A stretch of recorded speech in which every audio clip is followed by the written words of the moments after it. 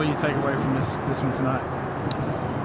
I thought Vineyard and Draper did get a great job getting us off some scoreless innings to get the game under control. We had an opportunity with a lead. The quality at bats later in the ball game just weren't there enough against some really good pitching. I thought Ole Miss pitched it well tonight. We weren't as good with our relief pitching. We still had opportunities, and they beat us on the back end in the 7th, 8th, and 9th. They were basically outscored us in those innings. So we saw some good things with some of our guys, but not enough complete game to be an SEC team. And but we're there. We're right there with it. What other lessons you can take from tonight going into the rest of this conference season? No, we didn't have Kaysen in the game. We're kind of resting Kaysen for the weekend, and I think it changes our look offensively.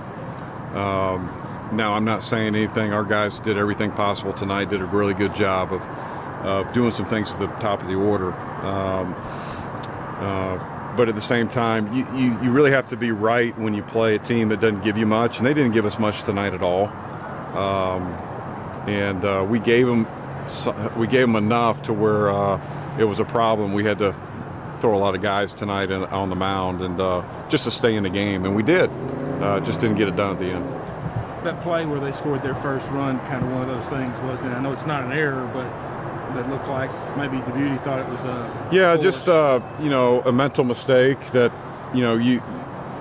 maybe if we make that play and we kind of the game keeps going and all of a sudden you don't throw another pitcher, you push another pitcher to another part of the game, and but we had to make moves after that, and as crazy as baseball is, one play leads to another situation. You have to kind of we had to keep the game where it was, and we did up until the 7th.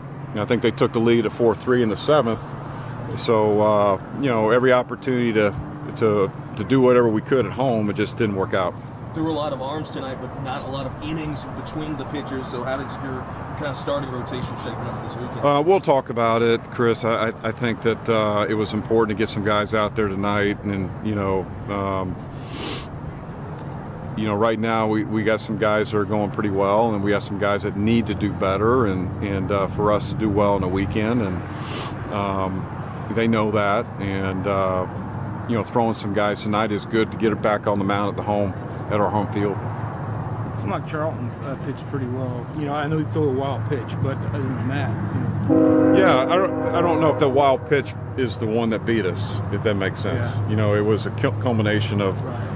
It was a buildup of the free stuff over the course of time that came back to haunt us. We kept the game close. They had some opportunities maybe to break it open, but credit our guys for keeping the game, where it was at 3-3 in the 6th.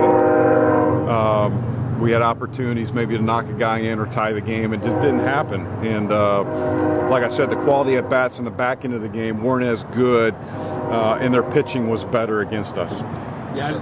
I didn't see anybody on their side that wasn't throwing 90 or plus.